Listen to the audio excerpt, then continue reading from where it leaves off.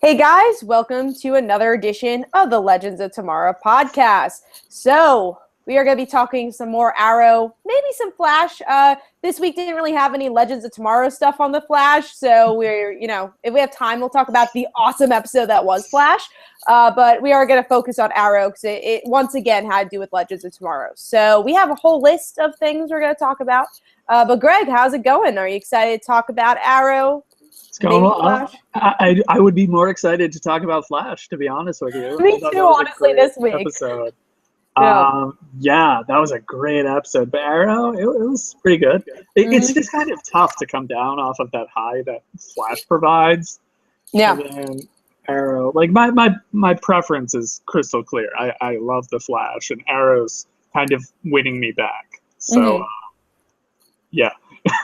See, for me, I'm a huge Arrow fan, so it's always the opposite, but I do better this week, so it's just like, I want to talk about that Flash episode, but we'll see. Maybe we'll have time to talk about it, but let's start talking about this episode. So the first thing we're going to talk about is the actual relatedness of Legends of Tomorrow, which is Ray's return. So in this episode, we find out that Ray's alive. Oh my God, who knew? What? What? Are you sure though? Because he's like in danger, so he may die in the episode. He might die. Like maybe next episode he'll die.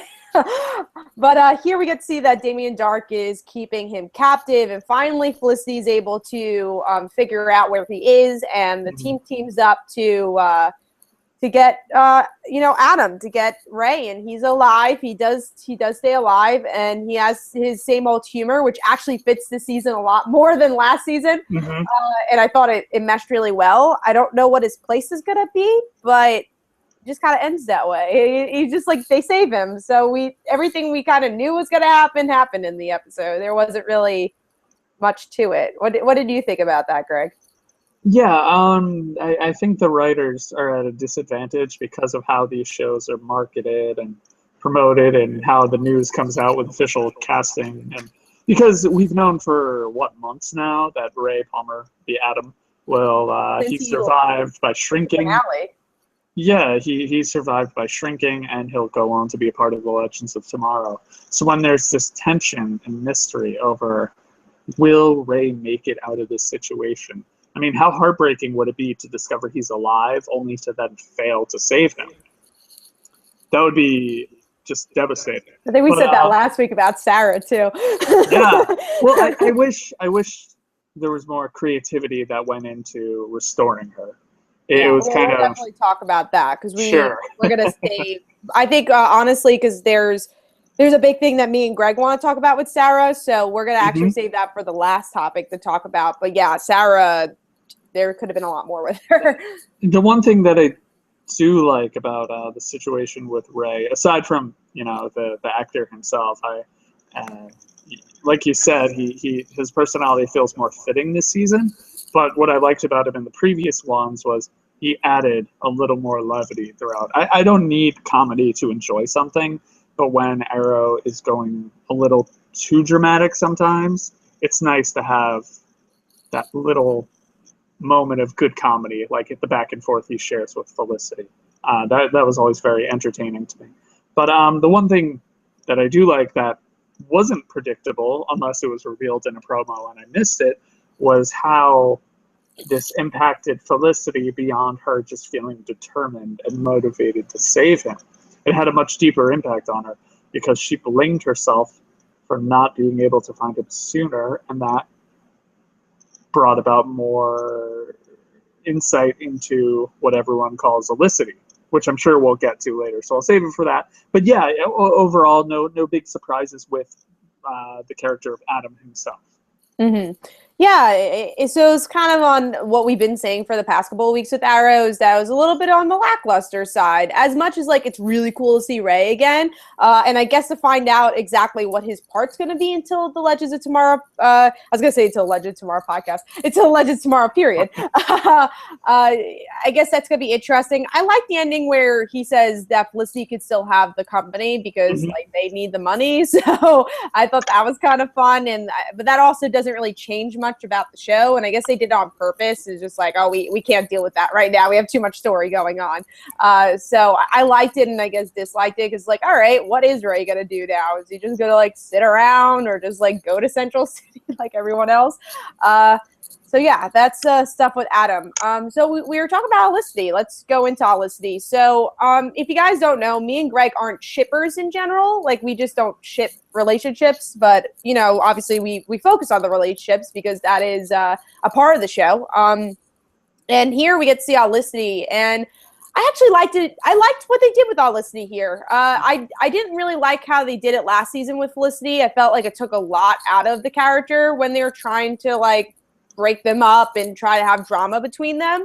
But here, like, it was actually really funny, and I thought Mama Smoke was a really good addition to this whole, that's her name now. I mean, I really liked how she was a good addition to this whole banter they had. And I liked it. Again, it didn't take away from Felicity, and honestly, her guilt made sense. Like, everything she was doing made sense to why she felt guilty to for Ray, and it made them question their relationship for a little while and then understand, yeah, we actually do have a good relationship. So I think it worked better in this episode than they've tried in the past with the breakup and the drama and all that. So I thought it was a good addition. Yeah, it felt more human to me, the drama between the two in this case. Felicity was going through a very, I'm trying to find the right word here, a very traumatic, I guess, very traumatic, engrossing situation where she was very down on herself and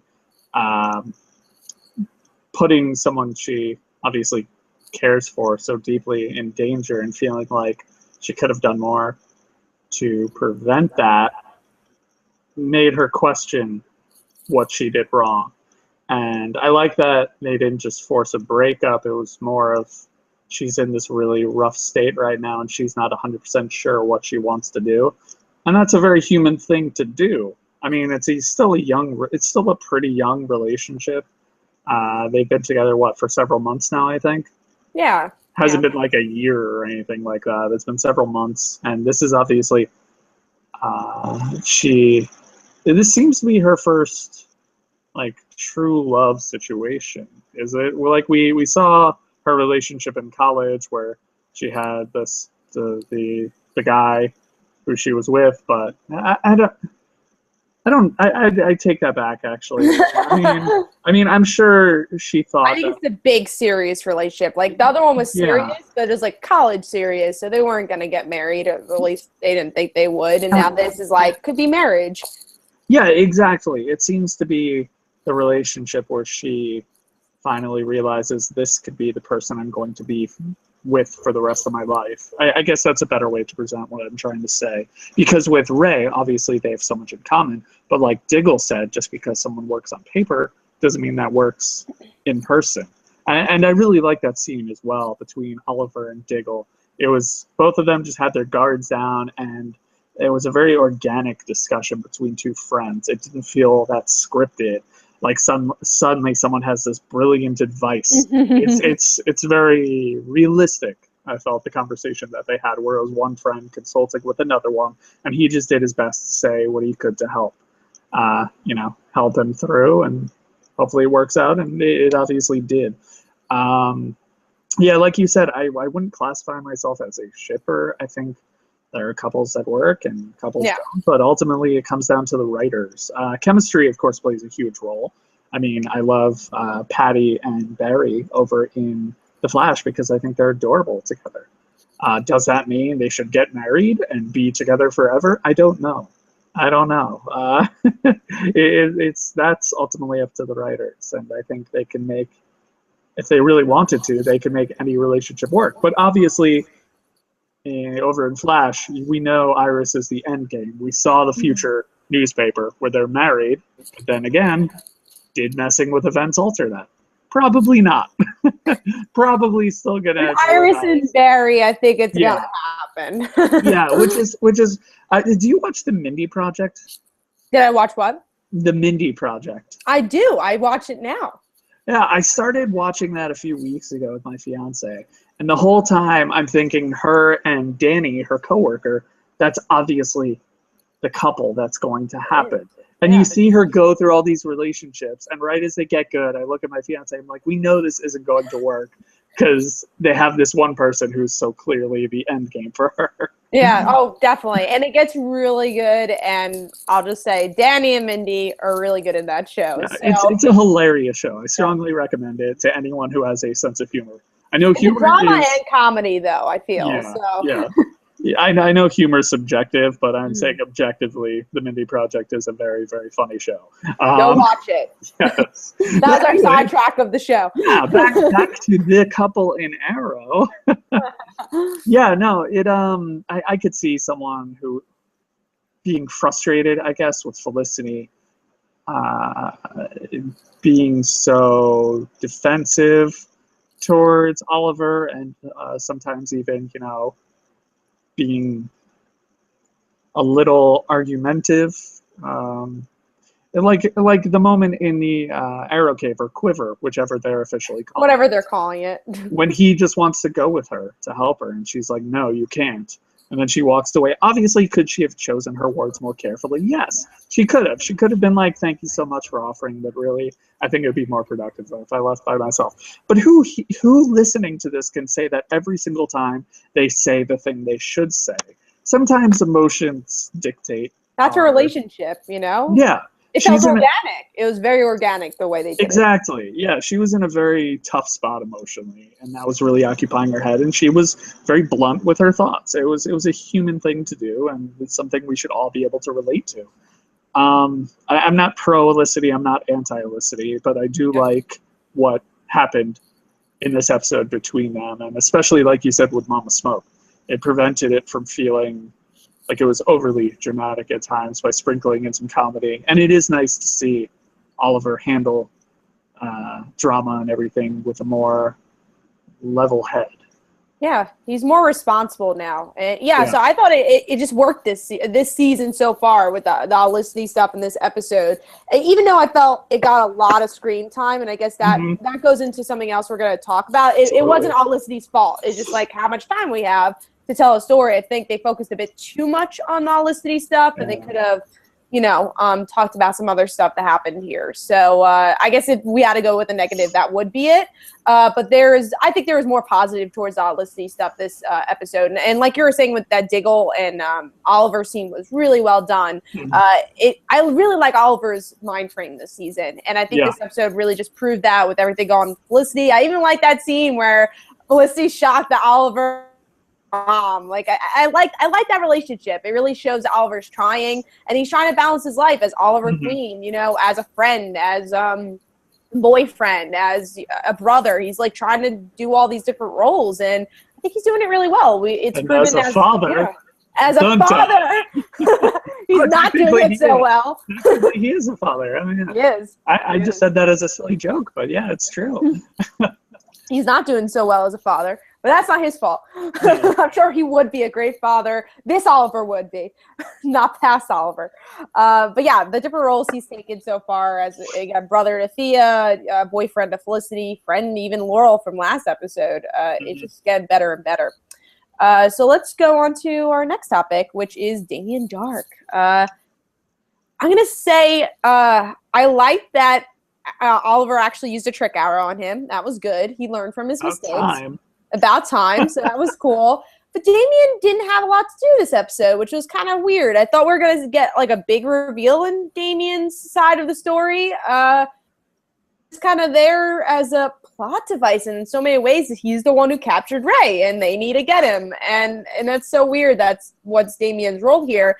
And we get, spoiler alert, but the promo revealed the more information, more interesting information that they should have revealed in the end of the episode. That, again, spoiler alert, Damien has Diggle's brother. Diggle's brother's still alive. Why didn't they reveal that in the episode instead of the promo 10 seconds later? So I felt a little unsatisfied with Damien in this episode.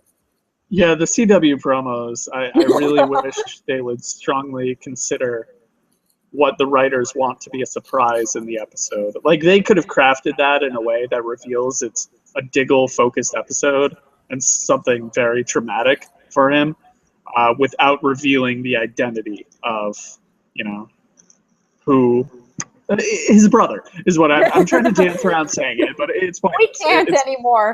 Yeah, and I mean, it was already revealed in like an interview earlier today, and when I read that, I was like, why am I reading this? We're supposed to think he's dead. It's supposed to be a shock when he comes back, and now it's not. But I guess we just have to hope that the way the whole story's handled compensates for not having that element of surprise there. I feel like we keep saying that about all the surprises, and we're just like, oh, it was a little unsatisfying because we knew this.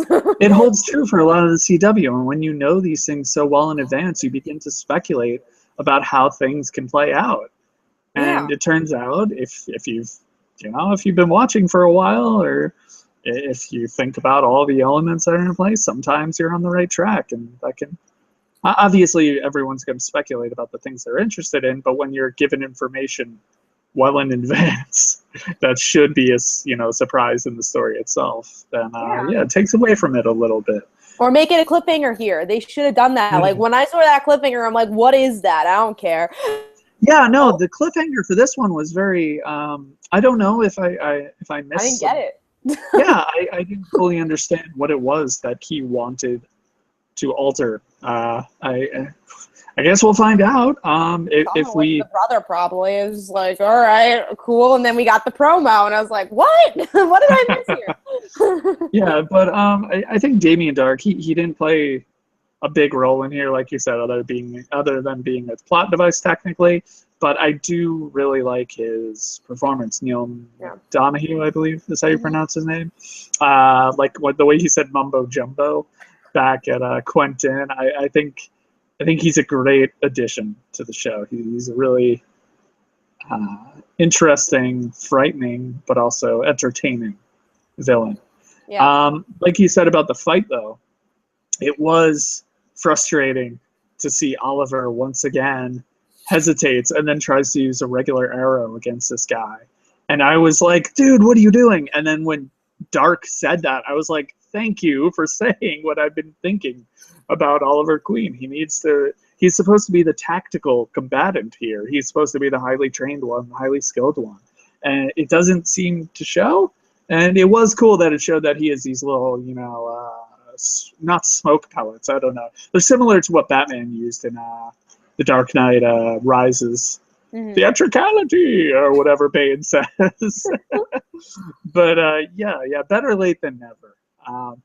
It would have been cool, though, if with that first arrow he, did learn from their previous encounter. Because having someone just levitate and toss aside all your projectiles isn't something that you should forget anytime soon. It's kind of crazy to see, and you'd think he'd be like, wow, this dude's really powerful. I can't take any chances with him. He tried strangling him with chains, so you would think he would learn, but we'll find out. Moving forward, hopefully he will. As long as he doesn't have a cheesy line like, I'm a slow learner, but eventually I'm a slow learner. Actually, that brings us into, I guess, the action scenes for this episode. I thought they were going to be better because, like, we were seeing I think it was actually the season 4 trailer, the original season 4 trailer that came out, where we see this, that round shot, like the Avengers, where that circle 360 shot, where we see Laurel, Sara, and Thea together fighting. And I'm like, oh my God, this is going to be awesome. And it's like a whole episode with them, like, teaming up. And then the episode came, and I was like, oh. They fought for 2 seconds, and it wasn't even that good. Like the trailer made it look better than what it was. Yeah, I think it was a little odd to. I'm trying to choose my words carefully here. I think it's silly and it requires a lot of suspension of disbelief when you have these hand-to-hand combatants needing to rush gunmen, dudes with automatic weapons. And then the people with automatic weapons are like, you know what? I don't feel like using this anymore. I'm going to run up close and get personal. And I get the point was, there was a little bit of cover that they were able to use. The couch. But even then, it cut to those 2 rotating shots where they're continuously fighting various people who just seem to be running in and choosing to go hand to hand with them instead of being like, hey, I have these weapons and those people are really good fighters. I think we're going to stick to these weapons. Yeah. Yeah, no, if they're going to do something where you have this team who needs to rely on hand-to-hand combat, for the most part, obviously Thea has her arrows, and Sara picked up a pistol, I guess, from a fallen ghost. Laurel has her canary cry that she could have used and didn't. That would have been a great use of it. Yeah, absolutely. It's surprising she didn't. I feel like the layout of the room should have been very different. It seemed like it was a very open lobby. They could have had like big columns for them to take cover and use to weave in and out or something, big desks, stuff like that, instead of just like one flimsy couch that was kind of like angled and everything. So I know we're talking about a show where people dress up in like leather and put on masks and no one recognizes them when they're 5 feet away, and they do all these crazy things, and there's a guy who's shrinking and there's magic. But when you see action scenes like that, it's funny how then you go like, this is kind of tough to swallow. But there's comic book logic. Like we've read comics obviously for a very long time, so there's the logic behind it. There's a science to comics, so you understand all that stuff. Yeah, but the action scenes are great. The action scenes could be portrayed better, and that's why it's that disbelief, because you're like, oh wait, this doesn't work in the comic book logic. So I think that's why we don't see it.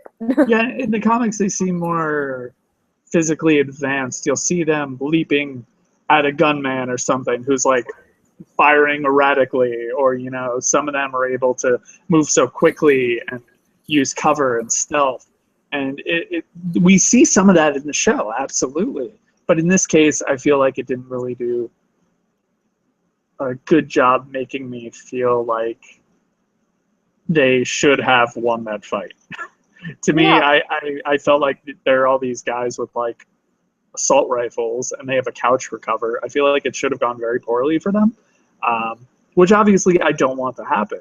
I would have loved to see more of those three, but that wasn't the case, unfortunately. It's like you said before, it seems like Olicity took up a lot of time in this episode, and that seemed to cut into time that could have been dedicated to other characters. Yeah, I think what they were doing, from what I've been seeing from each episode, last episode was Laurel's episode. There was a lot of time for her. This episode was Felicity's episode. Next episode's Diggle. I don't know if we'll get a Thea episode. I think that was more honestly towards the beginning of the season where we got a lot of Thea. So can we talk about her next? We could. I'm gonna save her for I think Sara and Laurel. So you want to save her? So we're going to talk about Thea, though. We'll definitely talk about her. Yeah. Of course, we always do, because she's my favorite character.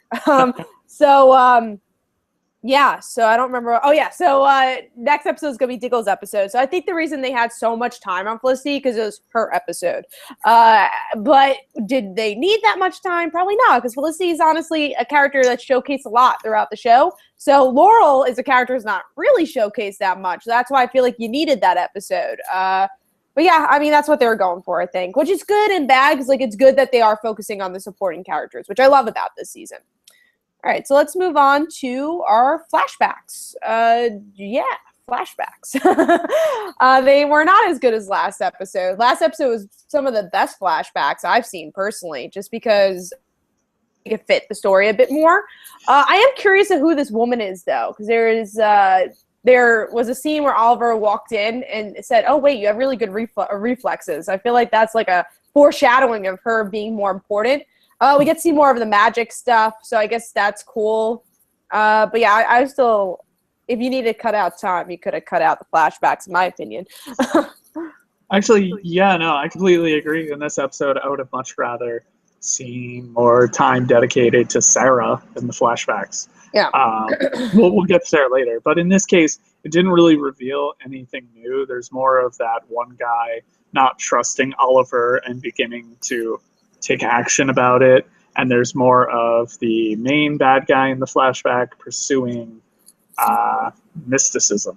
It didn't really add anything significant, as opposed to just slowly moving forward all the developments that occurred in last week's episode.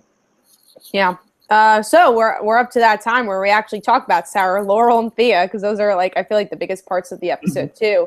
So let's start talking about Sara. I think throughout, well, let's say 2 episodes ago, she revived. So I was like, oh, cool, she's here. But I remember we were going to do an episode on it, but I said there's not a lot to talk about with Sara because she was in the episode, but she didn't do much.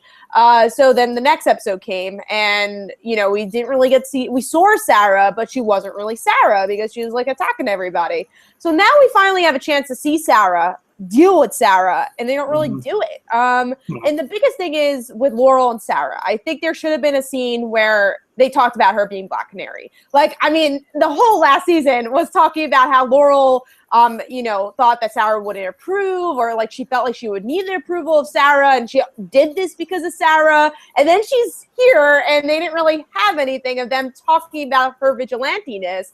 The one scene I did see, though, is when Sara comes in and she's like, oh, I have bloodlust, but I'm going to suit up too. And then Laurel's like, suit up. Authority thing. I like that Laurel was the one to say suit up. So that was a good scene. But yeah, I mean, we'll talk about I want to give it to Gregg to talk about the bloodlust thing, because that's also another negative of like, she's killing all these people. Why? First of all, they just should have focused on that story more, I feel. There's just so much to cover, and they just did not have time to talk about it, about her bloodlust, about leaving. There was too little time for them.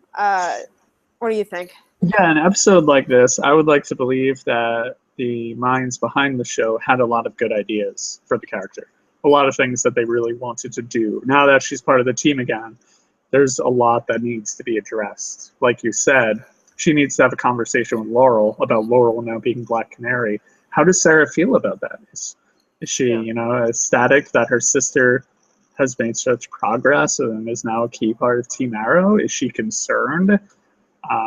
We didn't really get a read on it. I mean, obviously, she's overall fine with it because you didn't see any conflict there, but there wasn't anything really. Exactly. Yeah, it was kind of just like accepting it as the status quo. It felt like this side of the story didn't get the time it deserves. It was kind of rushed over, and it felt very familiar because we saw this with Thea before. And right when she walked in, I looked at my fiance. I'm like, she's gonna pummel someone. It's gonna be Thea all over again. And sure enough, that happened. And then when Sara asked if she's like, I could control it, I could go in, and Oliver okayed it, I was like, she's gonna do that again, and she's not going to be able to resist again. Yeah, it literally was a repeat of Thea's arc. But one thing that it could have been so easy to do, when Constantine healed her, she didn't have to have the bloodlust because she was healed by Constantine, by magic. Thea didn't have that. She wasn't fully dead, but she wasn't healed by magic. So that's why she has. And Sara didn't need it. Honestly, you didn't need any of this conflict in this episode with her and the bloodlust. Yeah, I mean, the actress, Caity Lotz, in interviews, she's explained that like her character will still have some effects of the Lazarus pit in her moving forward in the show, and obviously they're staying with that. But that does lead me to, I guess it restored who she is, but the effects of the Lazarus pit are still present. So she now has her mindset back. It like fast forwarded that healing process, but she's still going through what Thea goes through, which is a little confusing to me because she should want to go after Thea because Thea is the one who took her life. Yeah. So it's my understanding that she would then, if she ever gets into that, mindset where she's like losing control when she sees Thea or anything like that, I feel like that would take over. Then again, I'm not an expert on the Lazarus pit. I don't have any friends who have been resurrected via the Lazarus pit. I haven't studied it. I don't have a doctorate degree in the Lazarus pit, so who am I to say? But, so that's why he went to college. True. Yeah. But yeah, like you said, I mean, we really needed a stronger connection between Laurel and Sara. Even Thea, honestly. Like, she could have been in it too. Like, something. Now that Sara's back, Thea was feeling so guilty about what happened, even though she wasn't in control. It's surprising there was no follow-up about that. Yeah, too. No follow-up on screen, that is. We can assume they talked off screen, but that's not really a satisfying way to keep us in the loop or have these characters move forward. It just felt like a missed opportunity, and then it rushed into having her saying, peace, I gotta go for Legends of Tomorrow. And That's too bad, because when she's like that, would they really be okay with like, yeah, sure, you can go on your own when you're potentially going to lose control and try to kill people? Yeah. Wouldn't they be like, can we try to help you through this? Or, you know, you just came back. You really shouldn't leave just yet. Not only because, you know, there's a lot we would like to talk about with you. And I get it. She wants to start over. So going back into that could be viewed as like reverse progress, a hindrance to her. But for us as viewers, I feel like that's important to see that, because it felt like it all happened off screen. Like there was no interaction between Sara and Oliver other than him just like okaying her going into the field. But I don't even think we needed. I mean, I do agree it would have been nice to see the Oliver Sara interaction, but again, I think what we needed was more of the Laurel and Sara stuff, and again, even Thea, because she killed her. But weren't they dating when she died? I don't think when she died. I think they were done when she died. They were? I don't recall. I think they were done. Yeah, because it was like it was the next season, so I think they broke up at that season point. 3 premiere. Yeah, so I mean, they had a couple of months, so we can even say they broke up in our minds, in our head canon, we could say they broke up. But positive towards that story, I will say, is that I like that Sara's really guilty about killing people because of her past. She's like, I've been an assassin my whole life. I really do not want to do this. I think even more than Thea in a lot of ways. Like, obviously, Thea's very guilty about it because she really hasn't killed many people. But I feel with Sara, she's like really, really drawing a line here. She's like, I just can't do this. I want a second chance. So obviously it's alluding to her being the White Canary and why she becomes the White Canary and starting a new slate. So I like that. I like her reasoning of why not leaving, but I like the reasoning of her wanting a second chance. So you like what it will produce, but yeah. Yes. We're on the same page that we wish there was more to it before she decided to walk away. It was almost like when Barry's dad got out of jail. He's like, thanks, bye. I gotta go to Legends of Tomorrow. Oh, wait, I'm going nowhere. I have to be Zoom. What? What? No way. But yeah, so I guess the last thing is Thea. What happened to her this episode's like, it's, I guess, because I know next episode we're gonna get to see her have her bloodlust again. Finally, let's deal with this. And supposedly, spoiler alert, this has been released in a summary, and we also talked about it last episode, but it makes a little bit more sense here, is that she's gonna show her bloodlust to Alex. I'm like, that's kind of cool, because what I liked about this episode is that she tried to get a normal life, and she's like, oh, you know, maybe I should date. You know, maybe I'll just, like, date this guy and see where it goes. It obviously wasn't serious, and I liked how they did it.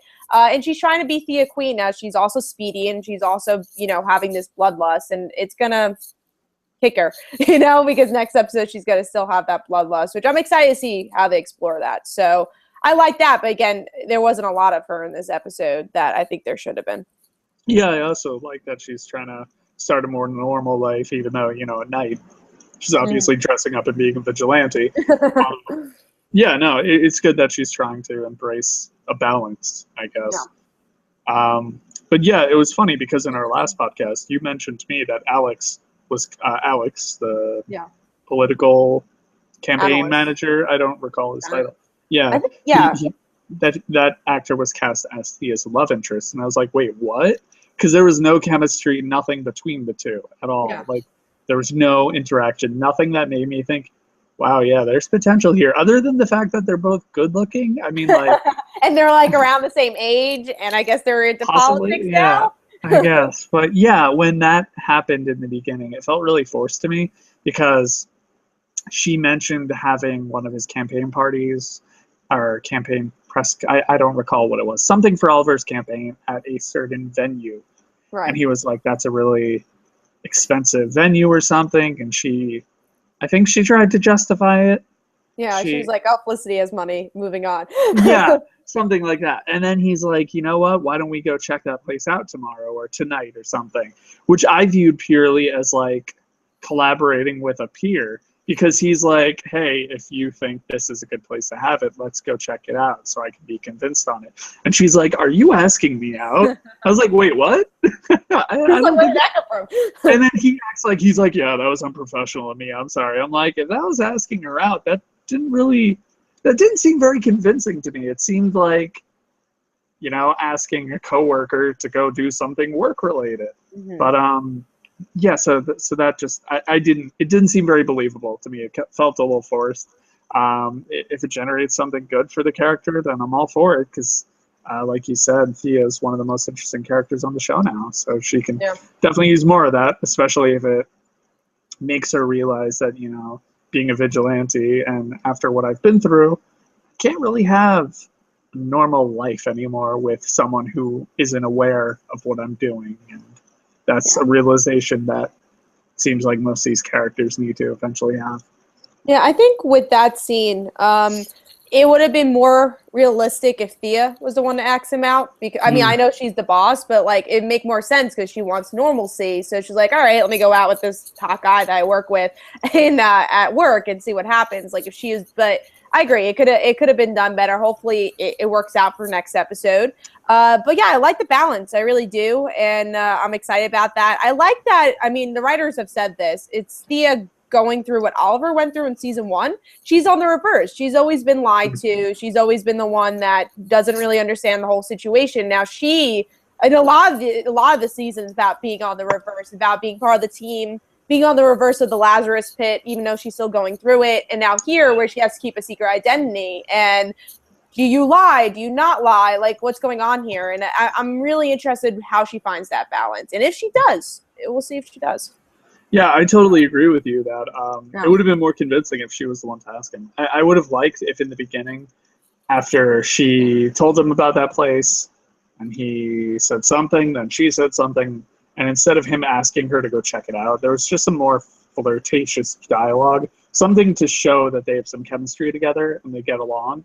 And then later in the day, after, you know, seeing everything with Sara, that's when he comes in, he talks to her about work, and there's a little more flirting, and that's when she says something like, you know, do you want to, you know, go check out the place with me tonight or something, and we can get a drink? And he's like, are you asking me out? And she's like, yeah. That would have been really good. That would have been more believable to me. But I mean, it's a really minor criticism. Yeah, I have bigger criticisms of the episode. Yeah, like I'm going on and on about it, but it's really not a big deal. It's just kind of, you know, something where that part of the story didn't really sell me that well. But I think this episode had a lot of great transitions. So there's that. Yeah.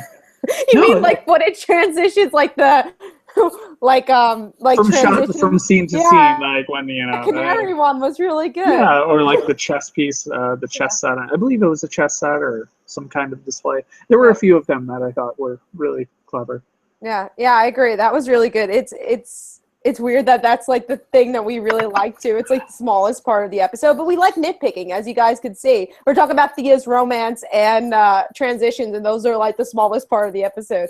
But we like talking about that stuff. But yeah, I guess we're wrapping up the Arrow portion, at least, of this, and let's go into speculations and I guess verdict. Verdict is that it wasn't the best episode. I honestly liked the Constantine episode a lot more. Even though we knew it was going to happen, I thought there was a lot more character stuff there. And I guess it was just a bit more balanced on the character timing. Here, again, I think they focused a bit too much on Olicity, but the Olicity stuff was good. And yeah, it was just an okay episode. But I hope next episode, especially with everything going on with Diggle and hopefully Thea, it's going to be a bit better.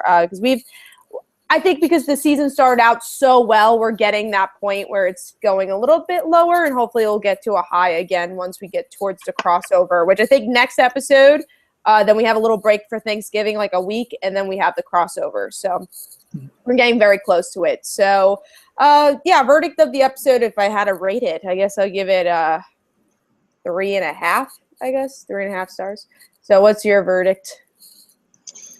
Overall, it was an okay episode. I do think Olicity took up too much time. I do like how it humanized both characters and showed how much they've changed.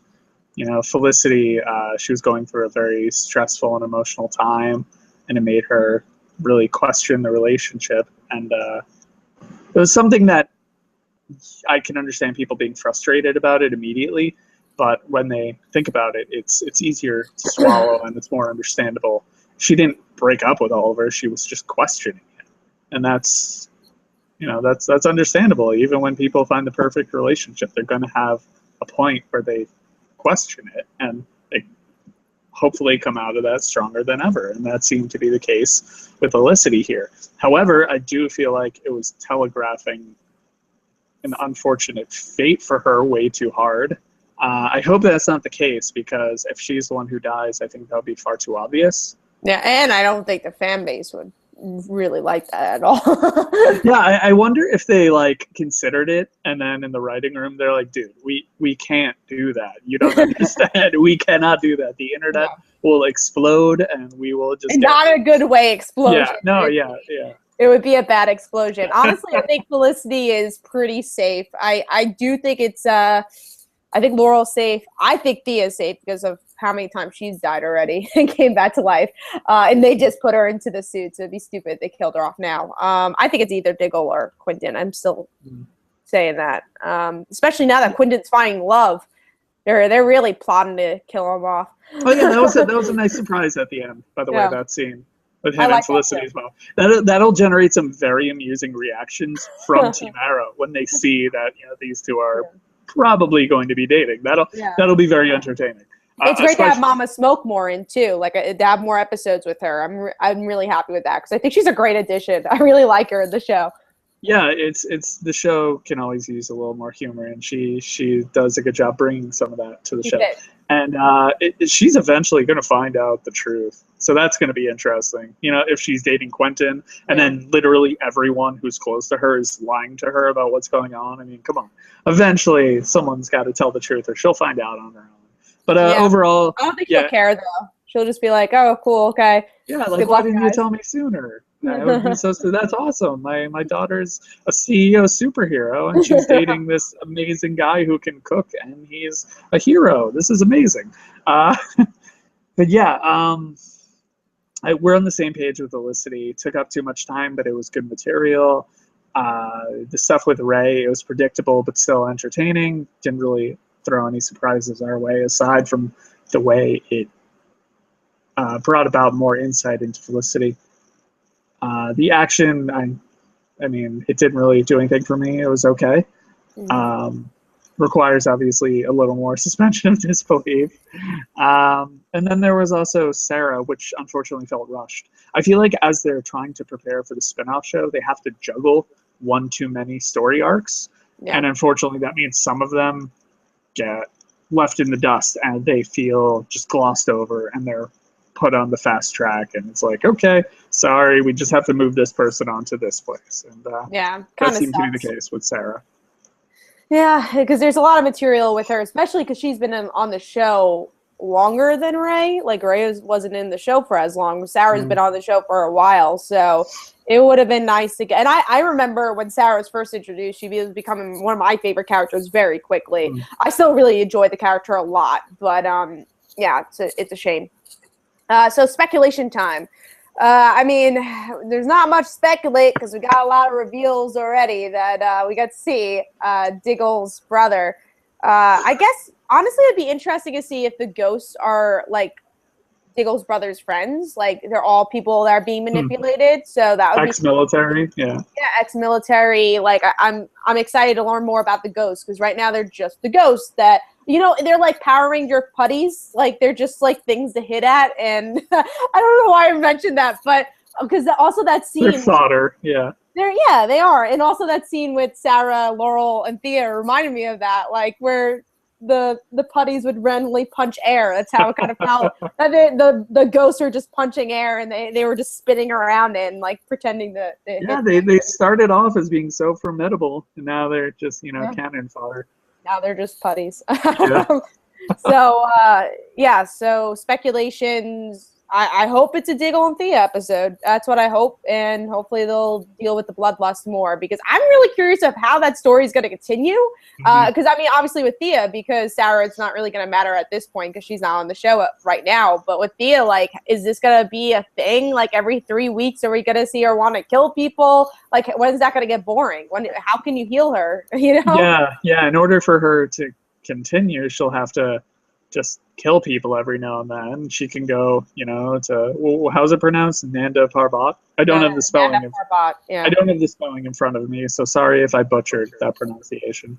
But yeah, it seems like they're in a tough spot with her. Mm-hmm. They put themselves towards a wall. Like every single time I think about that, because again, Thea's my favorite character, so I think about her character a lot. Every single time I think about it, I'm just like, how are they going to get out of this? That kind of makes me a little worried that she may be the one who dies. Yeah. Because unless there's some mystical way to resolve this. There's always a mystical way. I mean, look at Oliver. We thought he was dead, but he revived by penicillin. So yeah, that's there's always a way. Yeah. By the way, I'll be super quick here. I think it's so frustrating that in season 3 it opens with Sara being shot in the stomach by 3 arrows. She falls like 2 or 3 stories, dead on impact. Oliver stabbed through the side, stabbed through the chest or torso. Falls over a cliff, a ridiculous height, smashes against the ground, lays there for a while, and then thanks to some rest and tea, he gets better. I feel like that was a big missed opportunity for them to just focus on the supporting cast, and instead they just kind of rushed bringing him back. But I'm talking about the past year, so I apologize. We had to bring it up, though. But point being, I think they'll fix it in a way that's going to be a big plot hole. I mean, that's the only way they're going to do it, honestly. I really think they're either going to, like, kind of forget about it, be like, yeah, she killed somebody last week, we're good. Or, like, she'll be, I don't know, honestly. I really don't know. Or she dies. Or she dies. I hope not. Or she dies. I hope not. This show would lose a lot if she died, in my opinion. But we'll see. We'll see how that works out. Any other speculations? No, I mean, I have nothing to go on. Yeah, unfortunately, we know Diggle's brother is still alive. He's presumably going to be a ghost. I don't know. We'll see what happens. It's kind of funny because we're like, the show's so predictable, and then what's going to happen in the future? I don't know. Yeah. The thing is, though, it got the Legends of Tomorrow characters out of the way now, and that's what was heavily promoted for so long. And I try to avoid some casting news about the show because, like you said, Alex was going to be a love interest. I did not know that because I try to avoid stuff like that. So there's, because the way the show is presented, it's supposed to be a surprise to you. Yeah. So yeah. I'm just a grumpy old man, though. Oh, it's trailers and there's spoilers. Boo. Stop with the trailers. Yeah, I mean, I think at this point, the future of the show is going to be less predictable because, like you said, Legends Tomorrow's out of the way. They got everything they needed to do. And I think Flash was at that point, too, where it's getting a little predictable because of Legends of Tomorrow. But now we have, like, amazingness of Flash, like, from last episode. So I think with Arrow, that's where we're going to go. I'm actually kind of excited for post mid-season because I think that's where they're really gonna get a lot of their steam and a lot of like focusing on our main characters again, which is important. Yeah, now that they can really focus on the main narrative, the stuff with Hive, the stuff with the support, the characters who are a core part of Team Arrow and aren't leaving. That's I think it's gonna have way more potential. Yeah, totally agree. So lackluster episode for this week, but I think it was just something you needed for a point A, point B like last week. Mandatory developments. Exactly. So I guess we're wrapping up because we're around that time. But yeah. So one sentence about Flash. What did you think? I loved it. Oh my God. Yeah. Well, we could talk like 2 minutes about Flash. Okay, 2 minutes. 2 minutes. Because I do want to talk a little bit about Flash. But it was really one thing I want to talk about if we are going to talk about reveals of identities. I didn't really like how Barry revealed it to Linda. Like, I understood it, but I was like, he didn't really need to reveal his identity. But I did like Linda a lot in this episode. I hope she stays on the show. But those last 10 minutes, like that scene, I think it proves that Zoom is going to be honestly one of the best villains of the CW verse so far because like he beat up Barry. It honestly reminded me of a comic book scene of how, oh my God, type moment. You're like, whoa, this is a villain.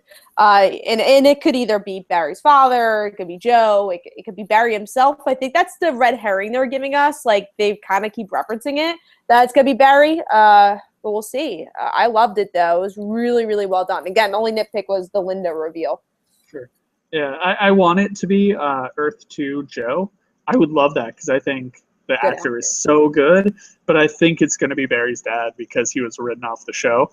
And this is their way of keeping him on board and kind of hitting us with a twist like, see, he's still around. He's been around all along, but it's not the one you know. And also, that would have a huge impact on Barry.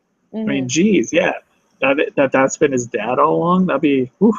But yeah, the last 10 minutes or so were just phenomenal. Yeah. Obviously, you could draw Bane parallels, you know, with the back breaking and the then presenting the broken hero, which is what Bane did to Batman. And paralyzing a hero that literally, like, that's his powers to run. So, the Harrison Wells parallels, that's what you really could see, too. He was technically paralyzed, but not really. But you could see that he's going to be in the wheelchair for at least an episode. Yeah, that's the other thing. It's kind of like, since we know about, like, we've seen the crossover episode, Flash standing there with the other heroes. Yeah. We're like, okay, that's you know, wow. But we know it's not going to last, you know. We know it's going to be something that's probably resolved towards the end of the next episode or maybe the next one. But still, if there's potential there, that's cool. But definitely. Yeah, I didn't mind Barry revealing his identity to Linda because in that moment, I mean, he trusts her. And she was being asked to do something so incredibly dangerous, something that she's never But she was okay with it, though. So it was just like, it wasn't like she was against it. She seemed to be like, I don't remember the dialogue at this point, unfortunately. I just remember her seeming to be in doubt and Flash saying, like, you've got this. I know you, you know, you're capable of this. And she's like, how do you know me? Like, I don't believe you. You don't know me. How can you just assume that? And that's where showing that, hey, but you know me and I've been doing this all along, that hopefully gave her the motivation to do it. And it did. So I didn't mind it. I mean, that's someone he knows very well and he knows he could trust her. And it could produce more interesting conversations between her and Iris at work. Yeah, that is true. I hope we get to see more Linda. Honestly, I could see her, like, I don't know if they would do it. I could see her, like, future seasons, like, being a hero and, like, doing the Dr. Light thing. That could be, like, the Flash version of her. Like, for me, she'll have a tragedy or something. I don't know. I honestly could see it, though. I feel like they were just, like, leading up to, like, something different for the Flash. And honestly, they need more female heroes in this show because it really is only Flash. And now you have Cisco kind of doing the vibe thing. And that's something I like about Arrow a lot is that you have the team of heroes, even though it took so long to get to that point. Yeah. I do want to see more Flash and more of the superhero team. Like, so I think it'd be kind of cool to see if they went that route with Linda. I guess another complaint I had about the episode, but this is just because I love Jesse Quick. Like, I just want to see Jesse Quick more. Like, I really wanted to see more. I want to see if she had the Speed Force. It doesn't seem like she has it yet, but I'm just like, what? I want to see it. Like, it's been 2 episodes.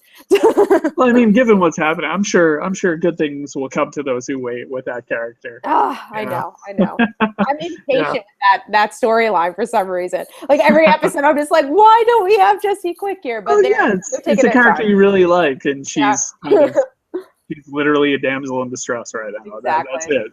She's just chained up, and she's at Zoom's mercy, and that's her role right now. But we're pretty sure it'll change soon. I mean, it has to. Yeah. But I love how in this show you could go from this silly, hilarious, quote unquote fight between quote unquote Dr. Light and Barry, and then it cuts to, you know, a few minutes later you get this ridiculously intense, brutal, and dark and engrossing story. Like, the show does such a good job balancing, like, the fun and the serious material. Yeah. And like when Barry unmasked, it was still hilarious that instead of her being like, oh my God, it's been you all along or something, she was like, I made out with the Flash? That was hysterical.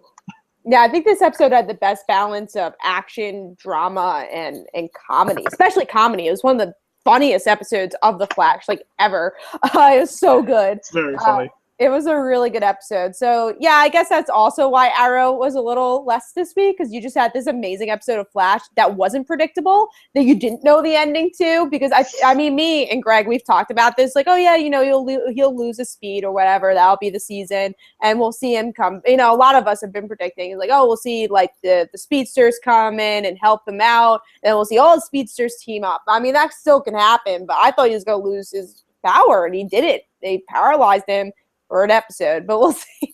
We'll see. But I thought that cliffhanger was so good. I'm like, finally, the CW could like shock us again, and they're known for it. I know they could do it, but because of Legends, it just feels less of that. And how awesome was Zoom catching the projectile and throwing it back? Like, I don't think that makes sense, but it is amazing. Like, who cares? That was so cool. It's like, it looked awesome. And I love the effects for this show. It's so good. So that's us geeking out about The Flash this episode, because it was amazing. But yeah, that's all our thoughts. So we are going to close off the show. I'm glad we got to talk about The Flash a little bit. And hopefully in the future we will. For whatever episode. Well, the crossover episode, definitely. So, yeah, Greg, is there anything coming up that you want to talk about? I continue to write for Screen Rant. I have a feature coming up soon, but I guess you could be listening to this at any point in time. So just check out Screen Rant. 3 months later. So hopefully something I wrote is up there. It would be awesome if you followed me on Twitter. You don't have to, but if you kind of agree with what I'm saying, it's just at Gregg Katzman. There's 2 G's at the end of my name. At the end of my first name, obviously. Katzman, Greg, good. But, and I'm also a co-host over on the DC Movies podcast. And we should have a Man of Steel episode coming out soon. Ooh, that's gonna be interesting. Yeah, very polarizing movie. And one of our co-hosts was not a fan of the movie. One of them loves the movie. And one of them likes it, but was kind of in the middle. So it was a good discussion. Hopefully you'll check it out. Awesome. So for me, obviously, the Legends Tomorrow podcast Twitter, which we'll give the handle to in a bit. Me and Greg, we both live tweet Flash and Arrow. We have been switching off. This week I did Arrow, well, whenever you're watching this. But for this episode, I did Arrow and Greg did Flash this episode, and then we're going to reverse Flash for the next episode. That was a horrible pun. And it wasn't even a pun. But yeah, so check out our live tweeting on the Legends Tomorrow podcast. Also, go check out my YouTube channel, Hey and Claire Heroes, Comic Uno. You can check out my Twitter at Comic Uno. You can check out my comic book, Like Father, Like Daughter. We are really close to getting issue 2 out there for you guys, so we're excited about that. That's pretty much it. So what are the links for Legends Tomorrow? Puberty, sorry. You can find us on Facebook, which is obviously www.com. No, what? Wow, I am so tired. Facebook.com/Legends of Tomorrow podcast. I want to visit www.com. You can find us there. Great website. Please like us there. No, but once again, it's Facebook.com/Legends of Tomorrow podcast. On Twitter, we are, like Kat just said, at Legends_podcast. We are also on iTunes, Stitcher Radio, and YouTube. So you can subscribe to us there. And if you are taking time to listen, it would mean a lot to us if you give us a honest rating and review. We're keeping an eye out for those, and we're definitely listening to your feedback. And if you have any questions or comments that you would like to send our way, please email the Legends of Tomorrow podcast at gmail.com. Yes, so go check all those stuff out. Thank you guys for listening. And until next time, this is the Legends of Tomorrow podcast. And we'll see you guys later. Bye. Zoom, zoom. Zoom.